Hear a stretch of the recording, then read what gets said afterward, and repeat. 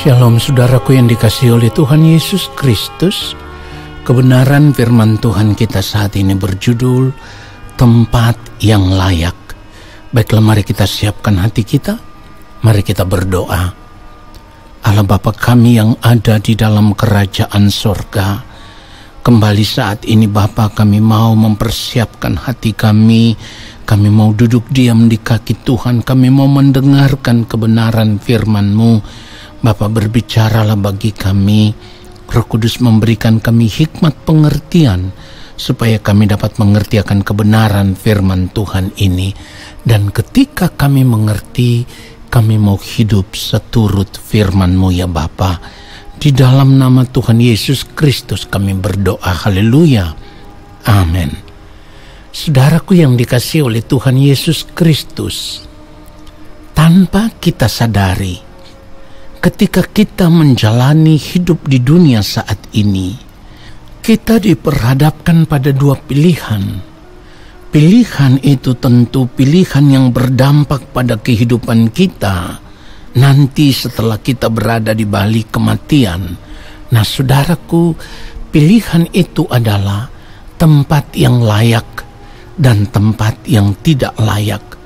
Tentu tempat yang layak itu sangat indah. Tempat yang layak itu menyenangkan.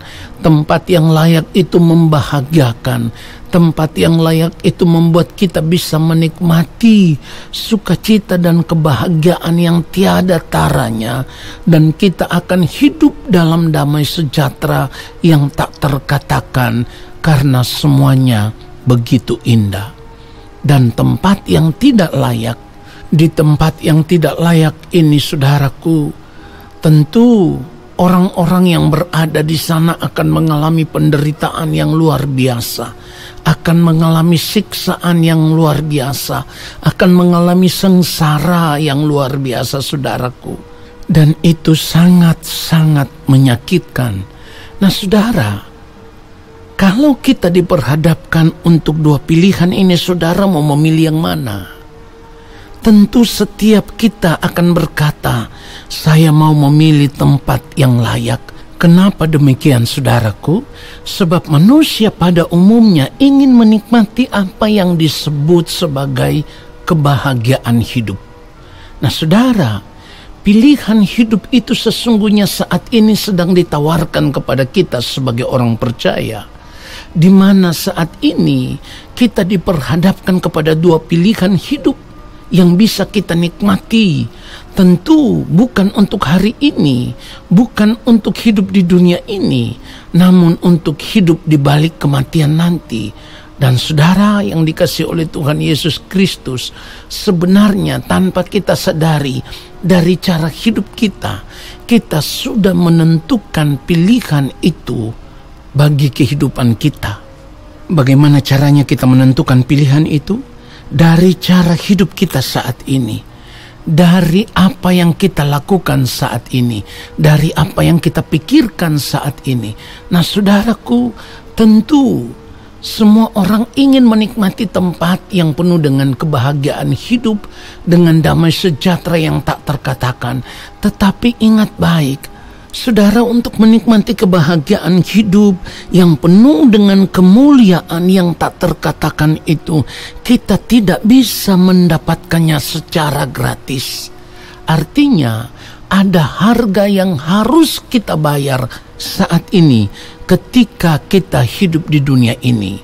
Dan harga yang kita bayar itu adalah kita harus ditemukan tidak bercacat, tidak bercela di hadapan Tuhan. Saudaraku, Yohanes 14 ayat yang ke-6, firman Tuhan katakan, kata Yesus kepadanya, akulah jalan dan kebenaran dan hidup. Tidak ada seorang pun yang datang kepada Bapa kalau tidak melalui aku. Nah saudara yang dikasihi oleh Tuhan Yesus Kristus, kemudian kalau kita baca di dalam Yohanes pasalnya yang ke-10 ayat 9 dan ayat 10, akulah pintu. Barang siapa masuk melalui aku, ia akan selamat, dan ia akan masuk dan keluar dan menemukan padang rumput. Ayat 10. Pencuri datang hanya untuk mencuri dan membunuh dan membinasakan. Aku datang supaya mereka mempunyai hidup dan mempunyainya dalam segala kelimpahan. Saudara, perhatikan baik.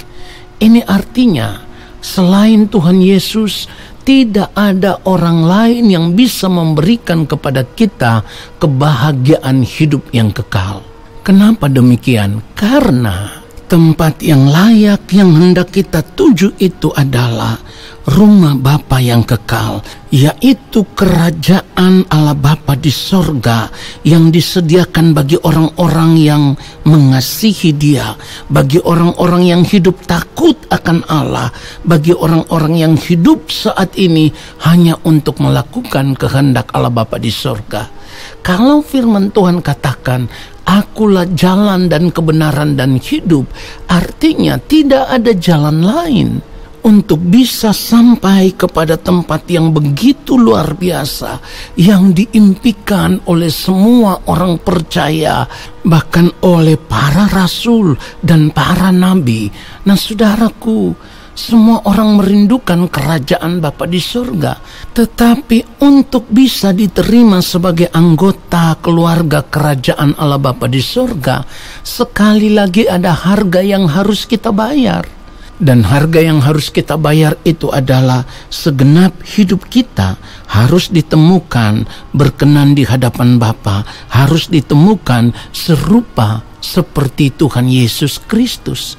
Nah, saudaraku, kalau firman Tuhan katakan pencuri datang hanya untuk mencuri dan membunuh dan membinasakan, saudaraku, itulah yang harus kita sadar bahwa saat ini dunia sedang menawarkan itu bagi kita.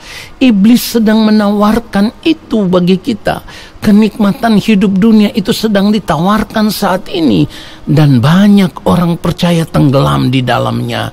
Saudara, kalau dikatakan oleh firman Tuhan, aku datang supaya mereka mempunyai hidup dan mempunyainya dalam segala kelimpahan. Saudaraku, kebenaran firman Tuhan ini tidak sedang berbicara tentang berkat jasmani, tidak sedang berbicara tentang kekayaan, kemewahan hidup dunia, tidak. Kelimpahan yang dimaksudkan di dalam ayat ini adalah kualitas hidup yang tinggi, kualitas hidup pangeran-pangeran surgawi, di mana hidup kita harus persis sama seperti Kristus. Itulah maksudnya. Jadi kalau firman Tuhan katakan pencuri datang hanya untuk mencuri, apa yang dicuri dari kita? Yang dicuri adalah keselamatan yang telah kita terima di dalam Tuhan Yesus Kristus. Kenapa bisa demikian? Karena kita menukarkan keselamatan itu dengan kesenangan hidup dunia yang ingin kita nikmati saat ini. Oleh sebab itu, saudaraku, kalau kita perhatikan Ibrani 12 ayat 16, firman Tuhan ingatkan kita, janganlah ada orang yang menjadi cabul atau yang mempunyai nafsu yang rendah seperti Esau, yang menjual hak kesulungannya untuk sepiring makanan. Saudara, menjadi cabul juga berarti tidak hidup dalam ketaatan, melakukan perintah Tuhan atau apa yang menjadi kehendak Tuhan. Dengan kata lain, orientasi hidup kita tidak lagi ditujukan kepada Tuhan.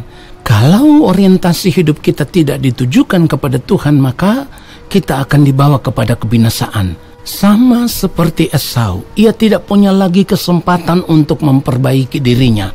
Saudara, jadi kita harus menyadari akan hal ini. Untuk apa kita menikmati hidup di dunia ini hanya 70 tahun?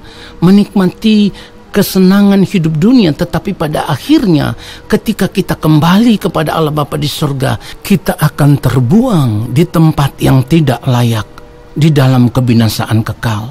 Oleh sebab itu, saudaraku, ketika masih ada kesempatan hidup saat ini, berjuanglah untuk hidup benar di hadapan Tuhan, supaya pada akhirnya kita bisa dibawa kepada tempat yang layak, tempat yang disediakan Tuhan kepada orang-orang yang mengasihi Dia, yaitu di dalam kerajaan Allah Bapa di sorga.